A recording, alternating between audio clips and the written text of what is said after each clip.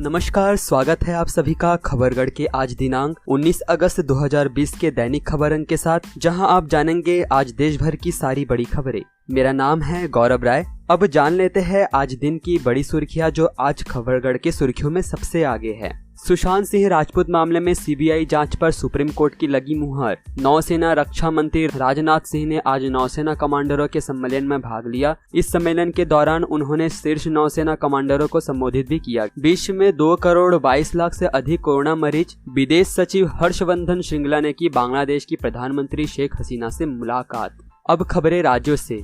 लगातार गिर रही प्रशिक्षण गुणवत्ता सुधारने के लिए लिया गया अहम फैसला। उत्तर प्रदेश के 40 ITI को निजी हाथों में सौंपने की तैयारी हो गई है। पहले चरण में 16 और दूसरे में 24 संस्थानों के निजीकरण पर सहमति बन गई है। माना जा रहा है कि निजीकरण के बाद छात्रों को अत्याधुनिक मशीनों के जरिए नई तकनीक सीखने का मौका मिलेगा। महाराष्ट्र के नागपुर से चौंकाने वाला खबर सामने आया है। मंगलवार को कथित तौर पर अपने पति और 2 नाबालिग बच्चों की हत्या के बाद 41 साल के एक डॉक्टर ने आत्महत्या कर ली। पुलिस ने बताया कि कोराडी इलाके के ओमनगर स्थित अपने घर में doctor Sushma Rane engineering college में प्रोफेसर, उनके 42 साल के पति धीरज, उनके 11 और 5 साल के 2 बच्चे मृत पाए गए।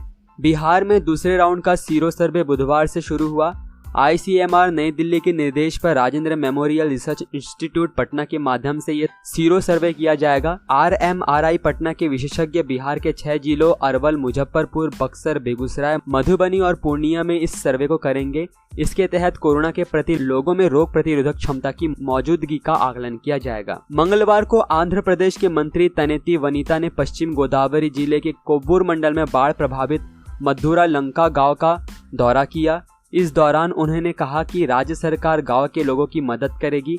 स्थानीय प्रशासन ने बाढ़ प्रभावित क्षेत्रों से लोगों को सुरक्षित स्थानों पर स्थानांतरित कर दिया है और कहा गया है कि स्थिति पर नजर बनाए हुए है। मध्य प्रदेश के जबलपुर निवासी छात्रा आकांक्षा दुबे व अन्य की ओर से हाई कोर्ट में याचिका दायर कर राज्य के 8 मार्च 2019 को जारी संशोधन अध्यादेश को चुनौती दी गई है, जिसमें हाई कोर्ट ने प्रदेश में अन्य पिछड़ा वर्ग का आरक्षण 14% से बढ़ाकर 27% किए जाने पर रोक का पूर्व में जारी अंतरिम आदेश बरकरार रखा है।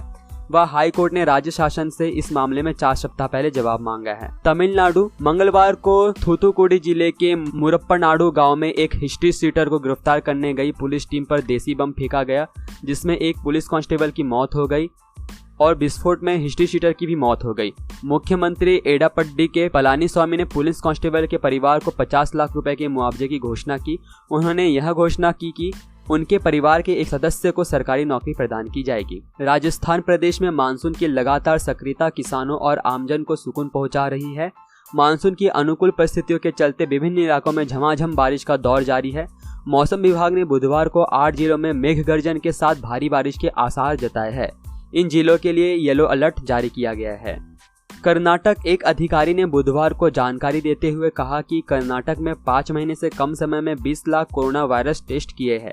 इसके साथ ही भारत में सबसे अधिक कोरोना वायरस परीक्षण वाले राज्यों में कर्नाटक का नाम आ गया है। एक स्वास्थ्य अधिकारी ने कहा कि कर्नाटक ने 23 मार्च से 16 अगस्त रविवार तक 20 लाख से अधिक कोविड परीक्षण किए हैं और अधिकतम परीक्षण आयोजित करने वाले शीर्ष राज्यों में से एक है। गुजरात की विजय रूपाणी सरकार ने राज्य में ऊंची इमारतों के निर्माण को मंजूरी दे दी है। गुजरात सरकार ने राज्य के 5 शहरों में 70 मंजिला इमारत बनाने को मंजूरी दी है। ये इमारतें राज्य के 5 शहरों में बनेगी। ये शहर है अहमदाबाद, सूरत, बड़ोदरा, राजकोट और गांधीनगर। उच्च माध्यमिक शिक्षा परिषद CHSE ओडिशा बोर्ड ने 12वीं क्लास कॉमर्स स्ट्रीम के परिणाम 2020 जारी कर दिए हैं। परीक्षार्थी अपना परीक्षा परिणाम बोर्ड की आधिकारिक वेबसाइट odisharesult.nic.in या chscodisha.nic.in पर जाकर चेक कर सकते हैं। बोर्ड द्वारा 12वीं कॉमर्स के 25,770 छात्रों का रिजल्ट जारी किया गया है। केरल से एक अच्छी खबर सामने आई है। अपनी अच्छी मिलिट्री सिस्टम और अपने मनोबल के कारण अलुवा के पूराकट्ट बिट्टिल परिद ने कोरोना वायरस को सफलतापूर्वक मात दे दी है। परिद का इलाज कोच्चि में गवर्नमेंट मेडिकल कॉलेज हॉस्पिटल में चल रहा था। 20 दिन पहले इनकी कोरोना रिपोर्ट पॉजिटिव आई थी। मंगलवार को पूरी तरह ठीक होने के बाद इन्हें हॉस्पिटल से छुट्टी दे दी गई। झारखंड। मुख्यमंत्री के संचरण लाइन और ग्रिड सब स्टेशन निर्माण के बाद राज्य सरकार को 5 रुपए की जगह 3 रुपए प्रति यूनिट की दर से बिजली मिल पाएगी। इस पर मुख्यमंत्री सोरेन ने कहा है कि इन 6 बिजली परियोजनाओं के शुरू होने से निर्बाध बिजली आपूर्ति की दिशा में यह बड़ा कदम है। असम के शिक्षा मंत्री हिम्मत बिस्वा शर्मा ने 12वीं बोर्ड एग्जाम में फर्स्ट डिवीजन लाने वाली 22,000 छात्राओं को स्कूटी भेंट करने का फैसला लिया है। हिमंत बिस्वा शर्मा ने ऐलान किया कि छात्राओं को 15 अक्टूबर से पहले इलेक्ट्रॉनिक व पेट्रोल स्कूटी दी जाएगी। पंजाब नगर निगम कमिश्नर प्रदीप सवरवाल की तरफ से स्वच्छता सर्वेक्षण 2021 में अव्वल रहने के लिए की जा रही है कोशिशों में महानगर लुधियाना की रैंकिंग में अच्छी सुधार देखी गई, जिसकी 20 अगस्त को नरेंद्र मोदी की मौजूदगी में होने वाले स्वच्छता महोत्सव के दौरान आधिकारिक ऐलान होगी। एक ओर छत्तीसगढ़ में भले ही कोरोना संक्रमण के मामले लगातार बढ़ रहे हो, वहीं दूसरी ओर संभव है कि कई मरीज खुद से भी स्वस्थ हो रहे हैं। चिकित्सा विशेषज्ञों का मानना है कि कुछ लोगों में कोरोना होने के बाद बिना जांच और इलाज के ही एंटीबॉडी डेवलप हो रही है। इसमें एक बड़ी वजह यह भी है कि संक्रमित व्यक्ति की प्रतिरोधक क्षमता मजबूत होने की वजह से कोरोना संक्रमण नुकसान नहीं पहुंचा पा रहा हो। हरियाणा बीजेपी द्वारा बुधवार को जिला अध्यक्षों की घोषणा की गई, जिसमें भाजपा के नए प्रदेशाध्यक्ष ओम प्रकाश धनखड़ की नई टीम में 22 जिला अध्यक्षों में से पुराने 18 को बदल दिया गया है। रोहतक के जिला अध्यक्ष अजय बंसल और फरीदाबाद के जिला अध्यक्ष गोपाल शर्मा की अपनी कुर्सी बचा सके तथा यमुनानगर और रेवाड़ी के जिला अध्यक्ष की मौत हो जाने के बाद उनकी कुर्सी पहले ही खाली हो चुकी थी। ऐसे में 22 में से 20 नए जिला अध्यक्षों को जिम्मेदारी सौंपी गई है। दिल्ली की केजरीवाल सरकार ने तय किया है कि दिल्ली आने वाले हर बाहरी शख्स की कोरोना जांच की जाएगी। इसके लिए दिल्ली से सटे बॉर्डर इलाकों में कैंप स्थापित किए जा रहे हैं। सरकार का मानना है कि लॉकडाउन के नियमों में ढील मिलने के बाद प्रवासी मजदूर एक बार फिर दिल्ली का रुख करेंगे। दिल्ली में उनकी एंट्री से पहले कोरोना वायरस की जांच जरूरी है। उत्तराखंड में सेब उत्पादकों की शीर्ष सहकारी संस्था सेब उत्पादक एवं विपणन सहकारी संघ के गठन की अनुमति शासन ने दे दी है, जिससे प्रदेश के 20,000 से अधिक सेब उत्पादकों को एक मंच मिलने वाला है। जल्द ही यह संस्था बाजार में उत्तराखंड के ब्रांड नाम का सेब उतारेगी। इसमें सहकारी समिति के सदस्य सेब उत्पादक अपने सेब का मोलभाव कर सकेंगे। हिमाचल प्रदेश के चंबा जिले में पत्नी की हत्या करने के बाद एक व्यक्ति खुद भी फांसी लगाकर जान दे दी। यह मामला सराहन पंचायत का बताया जा रहा है। इस पर एसपी डॉक्टर मोनिका ने बताया कि हत्या होने की जानकारी मिली है।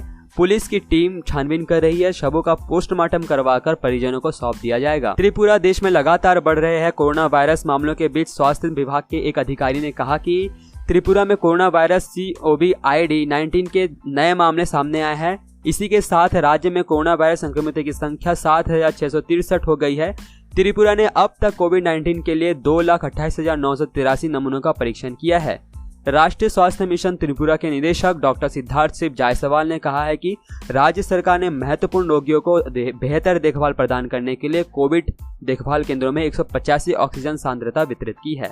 मणिपुर सरकार द्वारा बहादुरी के लिए पुलिस उप निरीक्षक को दिया गया मुख्यमंत्री पुलिस पदक वापस ले लिया है। इस मामले में ऑल मणिपुर छात्र संघ ने आरोप लगाया कि उप निरीक्षक को 2013 में मादक पदार्थ तस्करी मामले में गिरफ्तार किया गया था, जिसके बाद राज्य सरकार ने उप निरीक्षक भैशमयूम देवसन सिंह को स्वतंत्रता दिवस के मौके पर दिया गया अवार्ड निरस्त कर दिया।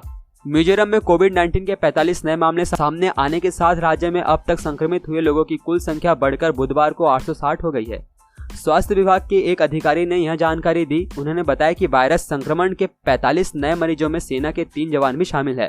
साथ ही इनमें अन्य राज्यों के रहने वाले 14 ट्रक चालक भी शामिल है, जबकि 389 लोग अब तक इस रोग से उबर चुके हैं। उन्होंने बताया कि राज्य में अब तक कुल 27,388 नमूनों की जांच की गई है। चंडीगढ़ हाईकोर्ट ने शिक्षा विभाग के district education officer DEO Alka Mehta को बिना आदेश पर डिप्टी डायरेक्टर नियुक्त किए जाने पर नाराजगी जाहिर की है।